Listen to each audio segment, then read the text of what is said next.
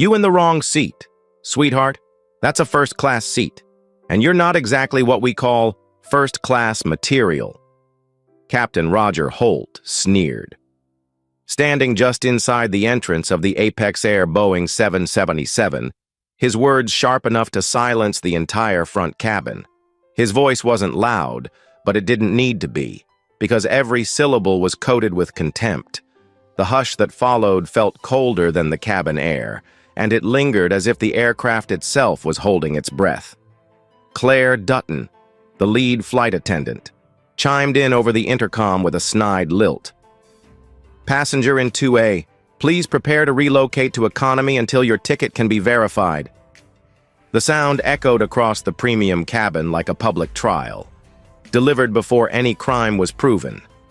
Nia Thompson, standing just past the boarding door, holding her laptop bag and a bottle of water, froze for only half a breath. Her face remained calm, but inside, something had detonated. She was a 42-year-old black woman in a cream blouse, navy slacks, and leather flats. She didn't look rich. She looked real. She didn't shout. She didn't plead. She simply raised one eyebrow as if to say, "Really?" But Captain Holt took that silence as a challenge. He stepped closer. "You think flashing a smile gets you a seat in this section? This row's reserved for priority passengers, not charity cases." Behind him, a tall white man in a tailored suit, Victor Lang, shifted impatiently. He didn't need to say a word. His eyes spoke for him. Annoyance, entitlement, expectation. He was waiting to be seated, and Holt was clearing the way. "Before we go further, tell me, where are you watching this from? Drop your city or country below. Because what's about to happen in the next 9 minutes inside this cabin? It's not just a story about an airline. It's a lesson on power, bias, and what happens when the wrong woman is underestimated by the wrong crew on the wrong day. If this story moves you, hit like, and don't forget to subscribe for more true stories that demand to be heard. Nia's seat, 2A, was clearly printed on her ticket, but Claire leaned over with exaggerated concern. "Ma'am, could you please step into the galley? We need to confirm your reservation." The word confirm felt like code. Nia simply handed her the boarding pass. Claire barely glanced at it before saying, "This looks altered." Then, turning to another attendant, she muttered, "Check economy. She probably just wandered in." Emma Riley, a white passenger across the aisle, raised her phone and began filming. She whispered to the man beside her, Liam Foster. "This feels off." Liam nodded and quietly started recording as well. Nia said nothing, just opened her wallet, pulled out her Apex Air Platinum ID card, and held it steady in her hand. Claire smirked. "Nice print job. You can't just make up credentials. If you don't cooperate, we'll have to delay the flight," Captain Holt added. "This jet doesn't leave with confusion in the cabin, especially not over this sort of disruption." That's when Victor, still standing, still silent, decided to drop the mask.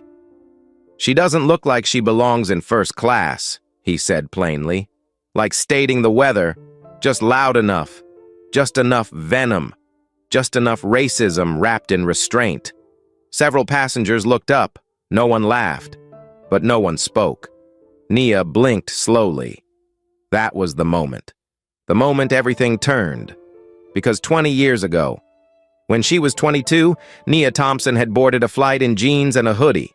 She'd just graduated from Howard, had saved for months to afford the ticket.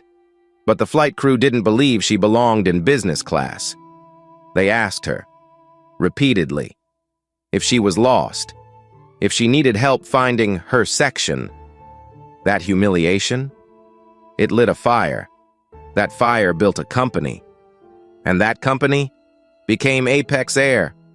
Now, here she stood, in her own jet, being humiliated by men who unknowingly worked for her. Emma's voice cut through the awkward silence. This is going on Reddit. Right now. Discrimination on Apex Air flight? Liam leaned toward her. Tag me. This is disgusting. Claire's head snapped toward them, lips tightening. You two need to put your phones away or face removal. Emma didn't flinch. Then remove me. But I'm not stopping. Maya Brooks, the youngest flight attendant on the crew, stepped forward. Her voice trembled slightly, but her words didn't. Her ticket is valid. I checked it myself when she boarded. Holt turned on her with a look that could kill. You checked wrong. Maya stood her ground. I didn't. Nia took a deep breath and finally spoke. Roger Holt, you're making a mistake. Claire crossed her arms. And what? Exactly. Do you think gives you the right to be here? Nia raised the platinum ID card again, calmly, then flipped it over. On the back, in embossed lettering, Nia Thompson, Chief Executive Officer, Apex Air Global Holdings. Claire snatched it, tossed it onto a nearby seat like trash. Anyone can fake that. Liam stepped forward and picked up the card. He read it aloud, slowly. Passengers turned, whispers rippled. One woman gasped. A man near 1D muttered, Wait, did she say CEO? Emma pointed her phone back toward Claire. You messed up. Nia stood still, her voice quiet but unmistakable. You're ruining Apex Air, Claire barked. Ma'am, sit down or I'll call security. Nia didn't move. She pulled out her phone. Lila, she said softly. Activate internal system protocol. Begin documentation. We're escalating. On the other end of that call, Lila Carter, her executive assistant, already knew. It's set, she replied. Do you want me to prep the file? No, Nia answered, still staring at Claire. I'll handle this one myself. Captain Holt, still holding the cabin mic in one hand, scoffed. Ma'am, let me be clear. We don't fly charity missions here. This is a commercial airline. You can't expect to buy respect with attitude. Nia narrowed her eyes. No, but I do expect you to lose your job with that mouth. Victor snorted. This is why you people always think everything's about race. Maya turned to him sharply. And yet here you are, proving her point. Emma looked into her phone's camera and whispered, If you've ever faced this kind of treatment, you already know. And if you haven't, watch what happens next. Claire moved toward the intercom again. Ladies and gentlemen, please excuse the delay. We are resolving a ticketing issue with a passenger who may not belong in this section. Maya yanked the mic away before she could finish. Stop lying! The cabin was no longer quiet. Tension had become oxygen, and the oxygen was catching fire. Nia, unmoved, straightened her shoulders. She wasn't yelling. She wasn't crying. She was calculating. You've got 8 minutes left to fix this, she said coldly, or I'll fix it myself. Passengers began murmuring louder. Some stood. Others whispered into phones. Maya, now clearly on Nia's side, took a visible step toward her. Victor scoffed again, shaking his head as if the whole thing was beneath him, but nothing was beneath Nia. She wasn't beneath this seat. She wasn't beneath this moment. She wasn't beneath them. Because she didn't come to be quiet. She came to reclaim her plane. And in exactly 9 minutes, she would. Mark Grayson leaned against the bulkhead like he had nothing to prove. Arms crossed, eyes scanning Nia with a cool, detached authority. Your complaint isn't a priority right now, he said flatly, not even bothering to look her in the eye. We've got real passengers waiting. The word real stung more than the tone. Nia took one step forward. She wasn't raising her voice, but something in her energy changed. No longer still, no longer patient. Ethan Walsh, the youngest flight attendant on the team, stepped toward her with a forced, mechanical smile and said, I'll take this. then grabbed her laptop bag straight out of her hands. "Excuse me?" Nia snapped. Startled, but Ethan didn't stop. He turned on his heel, walked to the crew storage bin behind the curtain, and tossed the bag in without care. "No loose bags in first class," he mumbled, loud enough for everyone to hear. "We have standards to maintain." Claire, watching from the service galley, smirked. "She's no VIP, doesn't matter what badge she flashes."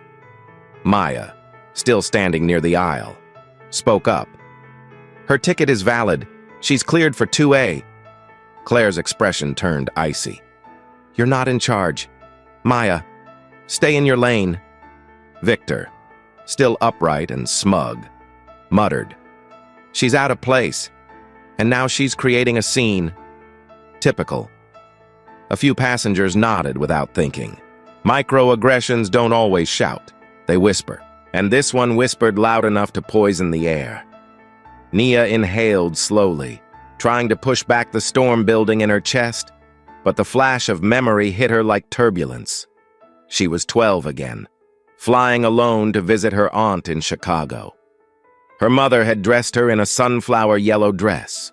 It was supposed to make her feel confident, grown up. But the flight attendant on that trip didn't smile when Nia boarded. She looked her up and down and said, "Honey, are you sure you're in the right place?" A question wrapped in concern, but soaked in doubt. They made her sit near the back. The dress didn't feel bright after that. That moment carved itself into her memory. And now, this moment was waking it up. Back in the cabin, Lila's voice came through softly on the phone still in Nia's hand. "Everything's active," she said. "We're logging every incident in the internal system. Do you want me to notify corporate now?" Nia replied, eyes locked on Ethan. "Not yet. Let them finish showing who they really are." Mark stepped in again. "Look, we don't have time to entertain drama. If you want to file a report, go online like everyone else." He gestured toward the gate door. "Or feel free to exit." The implication was sharp. Leave, or be quiet. Maya took one step closer. "She's the only one here not creating drama. You're humiliating her for being in the seat she paid for, and your reactions are proving everything she said." Ethan turned, looking uneasy now. "We're just following protocol." Nia's voice came low but firm. "Give me my bag back." Ethan didn't move. Claire rolled her eyes and turned her back. "There's no winning with people like this," she muttered under her breath. But Emma Riley heard it. "Say that louder for the camera, Claire," she said. Raising her phone again, Liam Foster posted to Facebook mid-sentence. "Passenger of color being harassed on Apex Air. Laptop confiscated, crew mocking her. Not okay." Several passengers saw the screen and murmured. One leaned toward another and whispered, "What if she really is someone important?" The tension in the cabin had grown thick enough to cut. Nia stepped toward Ethan again, extending her hand. "Return my property." Ethan looked to Mark for guidance. Mark shrugged. "You took it. You deal with it." And in that moment, something shifted in Ethan's eyes. Not regret, but hesitation. He hadn't expected to be left alone in this. Nia didn't flinch. "You've got one chance to do the right thing." Before Ethan could speak, Maya moved beside Nia. "If you're not returning the bag, I will," Claire cut in, voice tight with anger. "Don't you dare disobey a direct order." Maya didn't blink. "Your order was biased and out of line." Passengers behind them began to clap quietly. Just a few, but enough to be noticed. Mark snapped. "What is this? A protest now?" Liam shouted from his seat. "Yes, because it's wrong. And now it's on Facebook." Ethan took a small step back, shaken by the shift. His voice trembled. "I was told to." Nia interrupted. "You knew what you were doing. You just thought I couldn't fight back." Then came the twist. small but powerful. Maya turned to Nia, her voice calm and even. "Claire has a history of this," she said. 2 months ago, she rerouted a black passenger to economy after claiming their barcode didn't scan. It did. I saw it. She told me to keep quiet. Nia looked around the cabin. The silence was no longer passive. It was watchful. Eyes were locked in. "Is that true?" someone asked from the middle row. Claire's silence confirmed everything. Nia stepped toward her. "Your days of hiding behind the intercom are over." Claire's voice cracked. "You don't get to threaten crew." Emma stood. "She doesn't need to threaten anyone. She just needs to exist for y'all to panic." Maya nodded toward the passengers. "They've seen enough," Liam added. "And we're not deleting anything." A ripple of voices confirmed it. The balance of power had shifted. "Ask yourself," Nia said, speaking to the whole front cabin now. "What would you do if this happened to your mother, your daughter, your friend?" No one answered, but they all thought it. Claire turned and walked briskly toward the cockpit door. Mark followed, eyes darting. Then came the final words of the moment. Nia turned toward the camera and said plainly, "This isn't just a seat. This is a line, and they just crossed it." And with that, the aisle became a stage, and everyone in it, every crew member, every passenger, every camera, was now a witness. Now it's your turn. What would you say if you were standing in Nia's shoes? What would you say to Claire? Would you speak up or stay silent? Because bias doesn't need permission to thrive. It only needs your silence. And Nia Thompson? She was done being silent. "Security. This is Captain Holt," Roger said into the cabin phone, his voice tight with indignation. "I've got a disruptive passenger in 2A refusing to comply. We need immediate removal." The words echoed down the first-class aisle, triggering an immediate wave of tension. Some passengers gasped audibly, others turned to each other, whispering. But Nia? She didn't even blink. She just folded her arms, standing tall in the same seat she had legally and rightfully boarded. Claire, emboldened by Roger's escalation, grabbed the intercom again and snapped, "Passengers, please be advised, we are experiencing a delay due to a false charity-related disturbance." Her voice laced the lie with venom. "The individual in 2A is not who she claims to be." The silence that followed was deafening. Nia's jaw clenched as Ethan, standing beside the curtain, yanked her passport from the bin where he had thrown her bag earlier and hurled it at her feet like it was worthless paper. "There's your ID," he said. "Now go back to where you belong." Victor chuckled, not loudly, but enough. "She doesn't fit here anyway," he mumbled, and that was the final match to the powder keg. Emma stood so quickly her seat back rattled. "Twist is getting this in real time. I just uploaded the clip." Her voice cut through the air like a blade. "This is targeted harassment." Liam followed suit, standing beside her. "This is racism, and we're not letting it slide." Passengers nearby began murmuring, then raising their voices. Some shouted at Claire, some at Roger, others just stood with wide eyes, filming. Claire's smirk began to fade. "Turn those phones off," she snapped. "You're not allowed to record on board." But no one listened. The line between control and collapse had already shattered. At the far end of the cabin, Maya stood firm, now next to Nia, her voice calm but fierce. "I won't be part of this anymore," she said. "What you're doing, it's wrong, and we all know it." Roger emerged from the cockpit, face red, fury trembling in his jaw. "This isn't your decision to make. Maya," he barked. "You're a junior flight attendant." Maya turned to face him, unfazed. "And she's our CEO." That line didn't land right away. It was like a sound wave that took a full second to ripple through the air.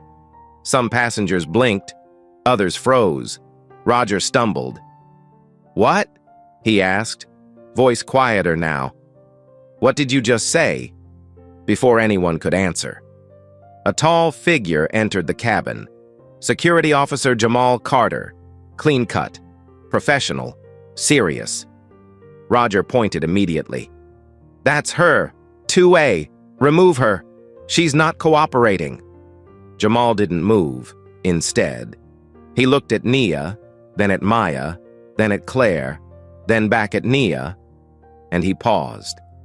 Nia reached down slowly, picked up her passport off the carpet, and turned it over, holding it just long enough for Jamal to read the embossed card beside it. "I'm Nia Thompson," she said. Her voice wasn't loud, but it carried. "I own Apex Air, 100%. She turned to the camera Emma still held.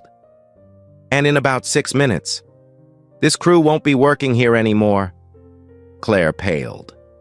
Roger's eyes narrowed. "This isn't real," he said. "This is some kind of stunt." Emma raised her phone higher. "Stunt? This is live, and your voice is already trending," Liam added. "Passengers are backing her. You've lost this battle before it even hit the runway." Jamal spoke for the first time. "Captain Holt, I was called to resolve a safety issue, not to assist in a personal vendetta." He turned to Claire. "The passenger in 2A holds verified documentation, and multiple eyewitnesses confirm staff misconduct. I will not remove her." Nia looked directly at Roger. "This wasn't just bias.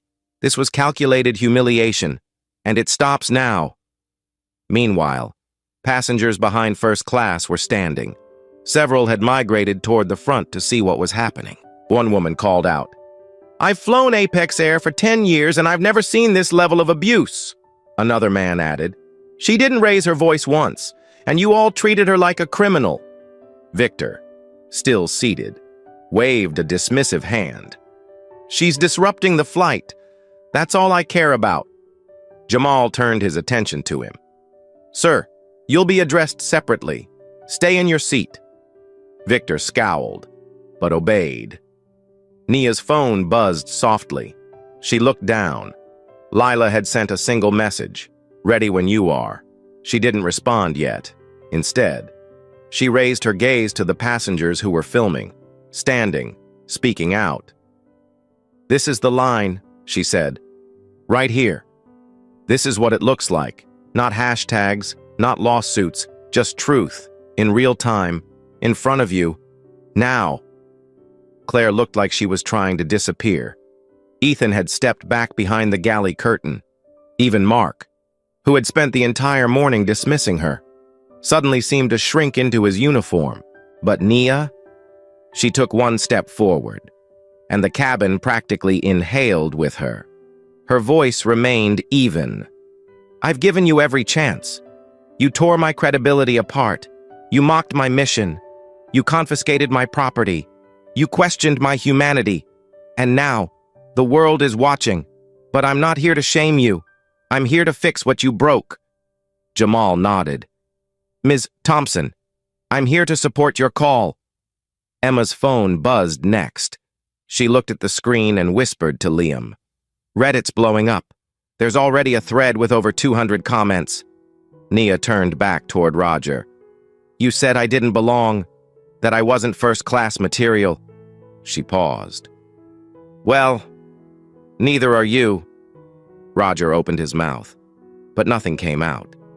Maya finally broke the stillness with a breathy laugh, filled with disbelief and pride. "I told you. She's not just a passenger."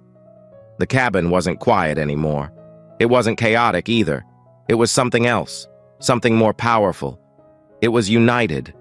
The people inside it weren't just passengers. They had become witnesses, advocates, a chorus. And it wasn't just about Nia anymore. It was about every woman, every traveler, every person who had ever been told they didn't belong because they didn't look the part. And in that moment, with the clock ticking down to the 4th minute of that 9-minute window, Nia Thompson owned more than just the airline. She owned the truth, and she was about to use it. "Drag her out now," Roger barked, his voice cracking under pressure as the cabin buzzed with resistance. He pointed at Nia like she was a threat, not the owner of the jet they were standing in. "Ethan, get her off this plane." Ethan hesitated, eyes darting from Roger to the passengers who were now visibly outraged. But then he moved, fast, sharp, unthinking. He stormed toward Nia, arm outstretched, and shoved her shoulder hard enough that she stumbled sideways into the aisle armrest. A collective gasp spread like wildfire through the cabin.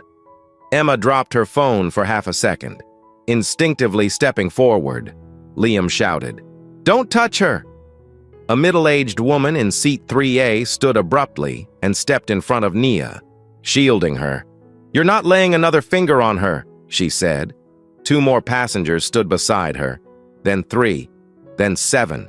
Within seconds, the aisle transformed into a barrier, passengers shoulder to shoulder, backs straight, eyes locked on the crew. They weren't just witnesses anymore. They were defenders. Jamal, still present and watching everything unfold, took a deliberate step forward but paused as the barrier formed, stunned by how fast this group of strangers had become a wall. Ethan froze. For the first time, he looked unsure, not just of the situation, but of himself. Claire's voice rang out, shaky but still sharp. "You're obstructing a flight crew, that's a federal offense!" But no one moved. Not one person stepped aside. Instead, Liam raised his phone again. "The only federal offense here is what you just did to her," Emma echoed. "It's all on video. Every second." Nia, standing now behind the wall of passengers, straightened her blouse slowly and looked Ethan directly in the eyes. "That shove? That's the last thing you'll ever do in this uniform?" Her voice didn't tremble. It didn't yell. It just landed, with the force of absolute truth, on the phone still clutched in her hand. Lila's voice returned. "Nia, the corporate board is aware. They've authorized full internal enforcement. You want to proceed?" Nia nodded once. "Begin the escalation file," Lila replied calmly. "Already live." As Jamal stepped between Ethan and the wall of passengers, his tone shifted from neutral to firm. "This is done. Everyone needs to back off and let the CEO speak." Roger, visibly sweating now, stepped forward. "You're just going to stand there while she holds up a flight? This is an abuse of power." Jamal turned toward him. "No, Captain, this is a correction of power." At that moment, a woman in the 4th row, her voice trembling, spoke up. "She's not the one delaying us. You are." And another, from row 5, added, "I've watched you talk down to her since she boarded. If this is how you treat your own boss, what chance do the rest of us have?" Claire scoffed. "This has nothing to do with race or position. She was aggressive." Emma raised her voice. "You mean assertive? That's the word you're looking for. Don't twist it." Claire opened her mouth again, but Maya beat her to it. "Enough. You've ignored complaints. You've lied to passengers. You've smeared someone trying to help kids in Kenya. This is who you are, and it's time everyone sees it." Nia's eyes flicked toward the curtain separating first class from the galley, where Ethan had disappeared. "Where is my bag?" she asked. Claire flinched. "It was put away." Jamal stepped toward the storage compartment and retrieved the laptop bag himself, handing it to Nia without a word. The moment it touched her hands, it felt symbolic. Control, restored, voice, returned, identity, reclaimed. Then came the twist, more potent than any shout. From behind the curtain, a whisper of conversation escaped. "We can't keep hiding this," a voice said. Ethan's. "They're going to find the reports," another replied, quieter, tense. "She'll bury us." Claire's eyes widened, but not fast enough. Liam had moved closer and heard enough. "What reports?" he asked loudly. "What are they hiding?" The cabin went still again. Nia looked to Maya. "What are they talking about?" Maya's face darkened. Complaints, passenger reports about biased treatment, discarded, suppressed. I only found out after I was transferred. Emma lowered her phone and said softly, "Claire, you buried bias reports?" Claire didn't answer. The silence was louder than a scream. Nia stepped forward, walking slowly into the aisle cleared by the passengers who now formed a semicircle around her. "That's why it keeps happening," she said quietly. "Not because it's just a few bad apples, but because the rot gets protected," Claire whispered. "It wasn't just me." Her voice was small. Roger knew. So did Ethan. We were told to de-escalate uncomfortable passenger issues and just file it away. Roger turned to her, stunned. "You're throwing me under the plane now?" Claire shook her head. "You threw yourself." Lila's voice came through the phone one last time. "Nia, corporate recommends you take direct action. The documentation is locked, time-stamped, and ready for signature." Nia breathed in, long and slow. "Then I'll do it." She raised her head, voice ringing through the cabin. "Passengers, thank you for your courage, for your voices, for your patience. You've just saved more than a flight. You've exposed a culture that's been hiding in plain sight." Maya stepped beside her, and the passengers broke into spontaneous applause, not loud, not theatrical, just steady, sincere, and full of quiet gratitude. One woman clapped while wiping away a tear. A man whispered, "Thank God someone finally stood up." Victor, who had been silent through the entire uprising, leaned forward in his seat. "This is ridiculous," he muttered. "You're not a hero. You're just overreacting." Nia turned to him without even blinking. "No, I'm just the one holding the mirror." And in that reflection, Roger, Claire, and Ethan had finally seen themselves. But Nia? She saw something else entirely. She saw a new beginning, and the reckoning wasn't coming later. It had already begun. Nia took one slow, deliberate step into the center of the aisle, her laptop bag now clutched in one hand, the other still holding her phone as passengers watched with wide eyes, some still filming, others just stunned into silence. Her blouse, slightly wrinkled from the shove, was the only thing out of place, because her resolve, her posture, her voice, her presence, unshakable. "My name is Nia Thompson," she said, her voice cool and resonant, cutting through the tension like a scalpel.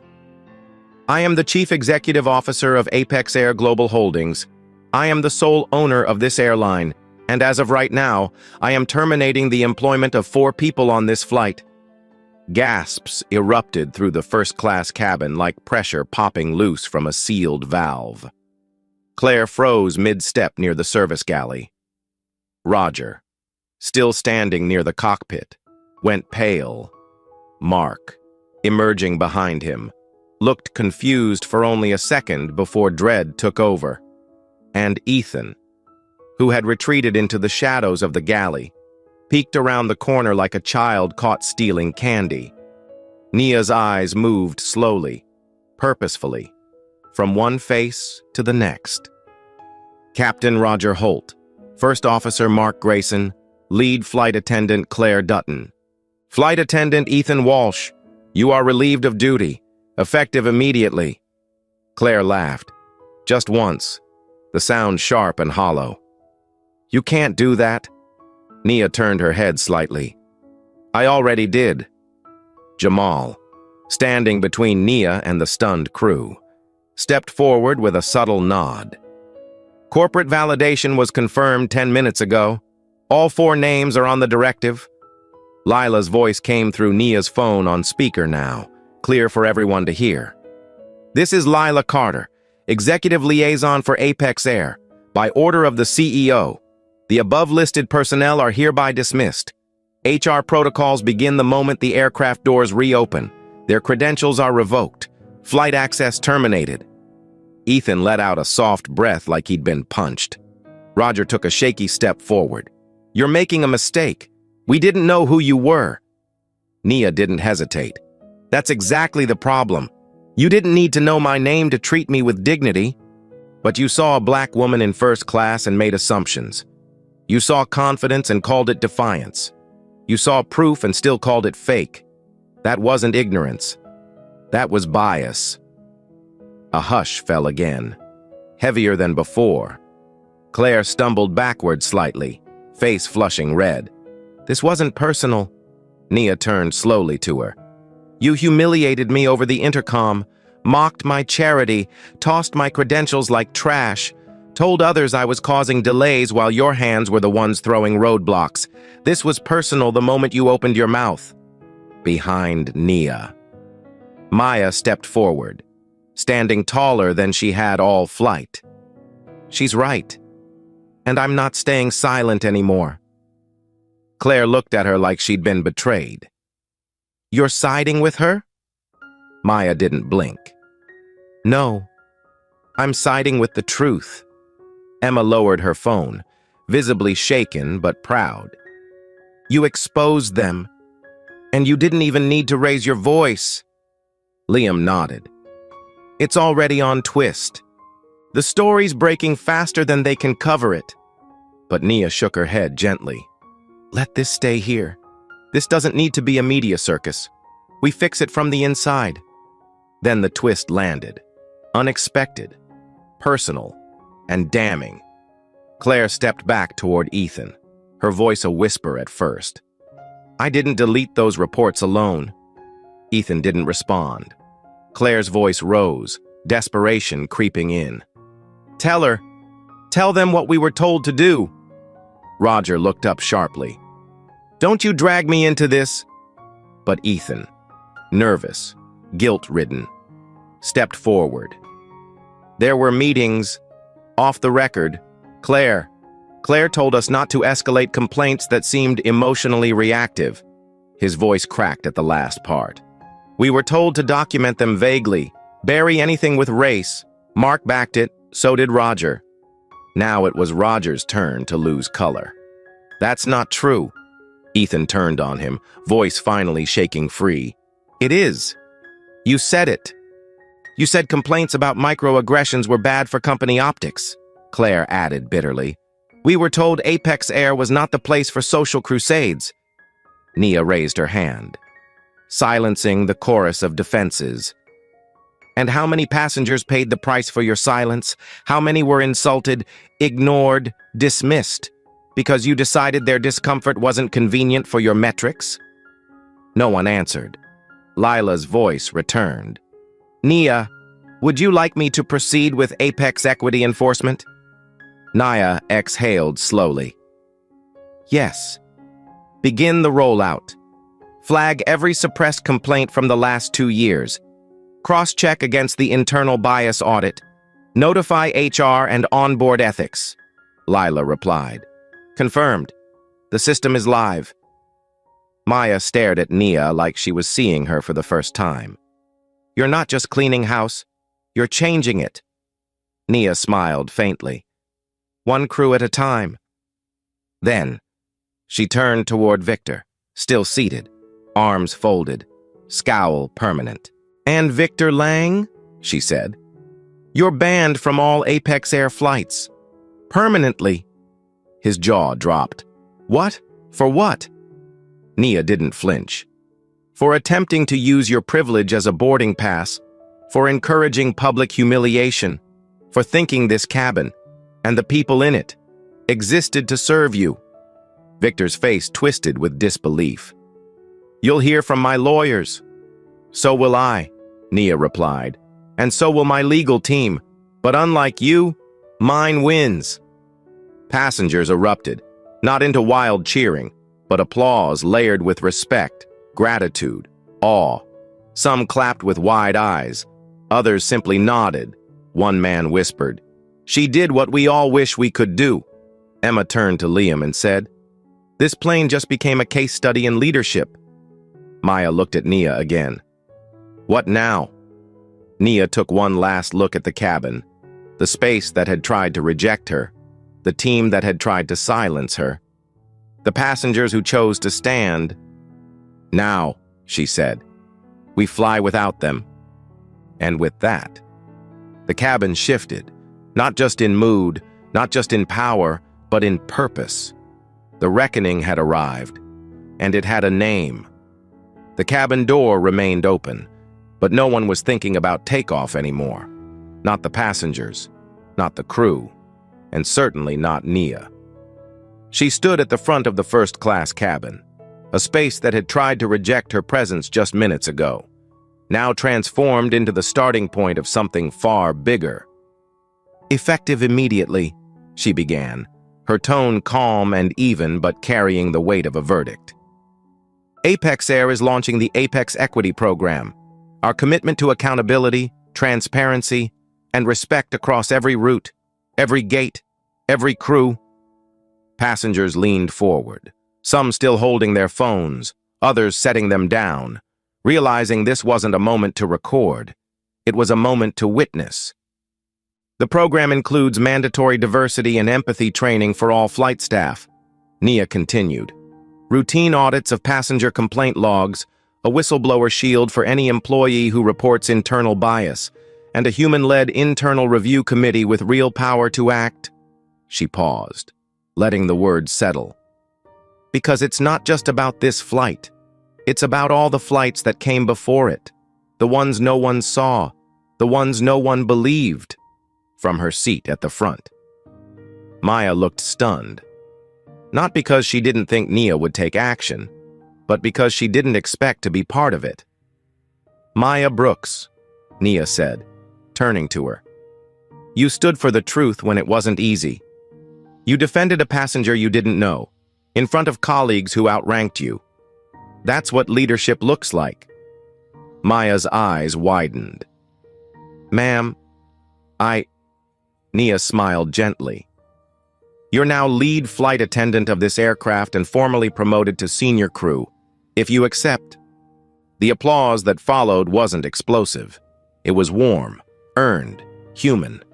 The kind that comes when people feel like something good just happened, and they got to see it in person.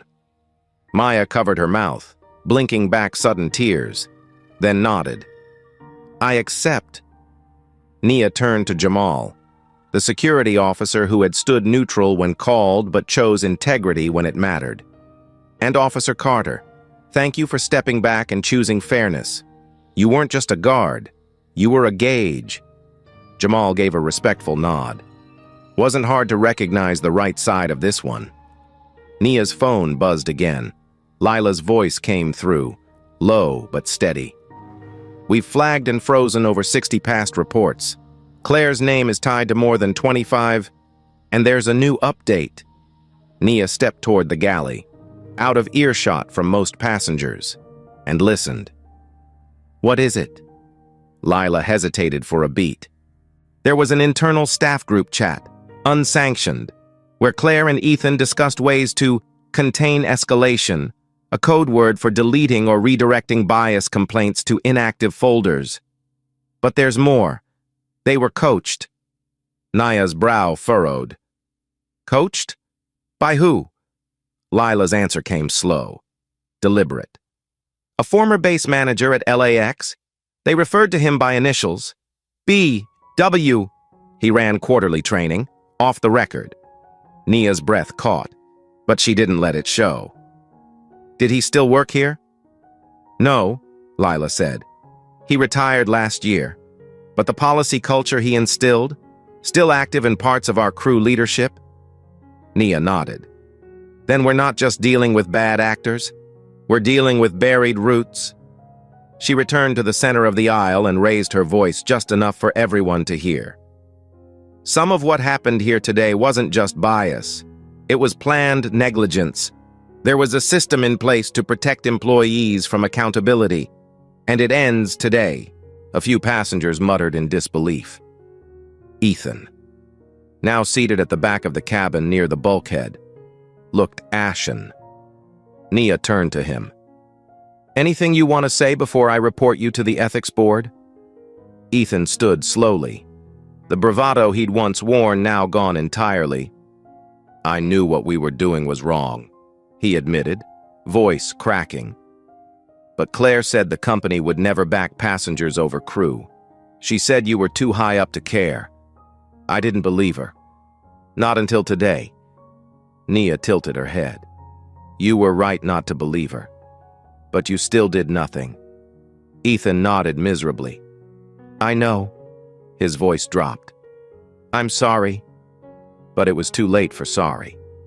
Passengers began whispering again, not in fear, but in realization that this wasn't just about one flight or one woman.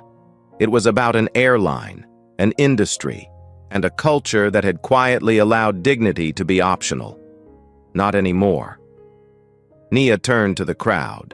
"For anyone who experienced harm during this flight, verbal, emotional, or psychological, I'm offering a full refund and a complimentary upgrade for your next travel with Apex Air. It doesn't erase what happened, but it acknowledges it." A woman near the back raised her hand. "And what happens next?" Nia answered without pause. "Next, we review every active crew file. We retrain from the top down. We speak to people, not around them. And we make sure that never again does a black woman in first class get mistaken for a threat." The cabin erupted again, not with chaos, but with affirmation. Applause rose, steady and strong. Some passengers stood to join it. Others remained seated, their heads nodding slowly, their eyes full. Lila's voice returned one last time. "The Apex Equity Program page just went live. Internal emails are being delivered to all regional managers." Nia smiled softly. "Then it's already begun." She turned back to Maya. "I'll be stepping off before takeoff. You have the cabin." Maya nodded with both pride and nerves. "I'll keep it in good hands." Nia reached out, placed a hand on her shoulder. "I know you will." As Nia turned toward the jet bridge, a young girl near row 5 tugged on her mother's sleeve and whispered something. The mother leaned forward and called softly, "Ms. Thompson?" Nia stopped, turning back. "Yes?" The girl peeked from behind her mother's arm. "Are you going to make sure all the planes are safe now?" Nia smiled gently, her voice soft but certain. "Yes, sweetheart. That's the plan." And with that, she stepped off the aircraft, not in silence, not in shame, but in triumph. Behind her, the cabin wasn't just lighter, it was changed.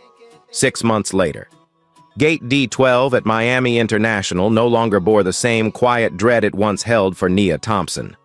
The scent of roasted espresso from the renovated lounge drifted down the terminal. The signage had changed. The uniforms had changed. But most importantly, so had the culture. Apex Air now operated under the Apex Equity Program in full force. Bias reporting kiosks at every hub, quarterly empathy drills, anonymous employee input channels, and real-time passenger experience audits. The story from that flight, once just a cabin-contained upheaval, had rippled through every layer of the airline, quietly, intentionally, not for PR, not for applause, but because Nia made sure the shame stayed internal while the solutions went systemic.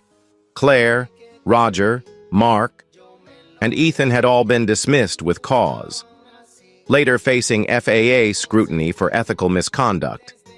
Their names, redacted in internal training but not forgotten, now served as a quiet warning throughout crew leadership circles. What had happened that day wasn't just an embarrassment, it was a mirror. One the entire industry had no choice but to stare into. Nia had refused interviews, declined TV spots, ignored book deals. Her only public statement was a single sentence issued to Apex Air staff and shareholders. "We won't build a future on silence." Inside the new corporate office in Atlanta, a plaque hung outside the Apex Equity Training Center. It read, "Courage doesn't shout, it stands." And below it, in small engraved font, inspired by Maya Brooks, lead flight attendant. Maya had since become not just a leader, but a symbol across Apex Air. Her promotion stuck, her credibility multiplied. She'd gone from being ignored in briefings to helping write new onboarding procedures. In her interviews with trainees, she told the truth. Not polished, not filtered, but real. About the day Claire tried to erase a CEO. About the moment silence ended and change began. And every time she told it, someone in the room would say, "That couldn't happen again." And Maya would always reply, "It could, unless you speak." Back at Gate D12, the very flight Nia had been on was preparing to board. This time, bound for Nairobi again. No drama, no delays, no doubt. As passengers settled into their seats, a woman approached the gate agent and quietly requested assistance for her elderly mother, who was nervous about flying. The agent responded not just with courtesy, but with eye contact, patience, and care. Across the terminal, a man who didn't look the part was upgraded without question after his name came up on the platinum list and seated in 2A. Yes, that same 2A. A black teenager dressed in a hoodie, headphones draped around her neck, tapped nervously on the armrest until a flight attendant walked by and smiled. "You good, sweetheart?" the attendant asked. "Yeah," the girl replied. "First time flying up here?" The attendant grinned. "Belong here just the same." Meanwhile, in Nia's downtown Atlanta office, she was reviewing a stack of employee submissions from the anonymous feedback portal when her assistant stepped in. "There's a letter you should see, handwritten, no return address." Nia raised an eyebrow, took the envelope, and opened it carefully. The handwriting was shaky, the ink slightly smudged, but the words were clear. "You don't know me, but I used to be a regional crew manager. Years ago. I left when I realized I had protected people like Roger. I told myself I was doing my job, but I wasn't. I was hiding. What you did on that flight, that changed everything. For me, for others. We used to pass around a phrase. Keep it clean for the cabin. Bury the bias in the bin. We thought it was clever. Now it just makes me sick. Thank you for not walking off that plane quietly. Thank you for staying." Nia folded the letter gently. No bitterness in her expression, just weight. A kind of settled ache only truth can bring. Across Apex Air's internal servers, the Apex Equity dashboard showed a decline in unresolved bias reports by over 70%. Resolved cases rose, passenger satisfaction among black and brown travelers, highest in company history, but Nia didn't measure the success by numbers. She measured it by absence. The absence of humiliation, the absence of fear, the absence of one voice being silenced while others looked away. That was her metric. That was her mission. The final twist came during a private meeting 3 weeks after the Nairobi flight resumed. A retired Apex Air executive, once silent during board meetings, now facing potential litigation, confessed in writing that Roger had flagged Nia's name before the flight even began. He had known who she was. He just didn't think she would fight back. He believed she'd sit down, take it. And if she didn't, he thought no one would believe her. That confession, buried in legal archives, never made headlines, but it made something else. Resolve. Because it proved that the battle Nia fought that day wasn't spontaneous. It was systemic, and she had beaten it from the inside. Before stepping out that day, Nia looked at the weathered photo frame on her desk. Inside, it was a picture of her at 12, wearing a bright yellow dress on her first flight, the one where she was asked, "Are you sure you're in the right seat?" She had never forgotten it. And now, because of everything she had done, thousands of others wouldn't have to live it. So to the passengers who stood, to the crew who spoke up, to the girls who will board planes dressed however they please, and to the woman who once had her seat challenged but never her worth. The sky was no longer the limit. It was just the beginning.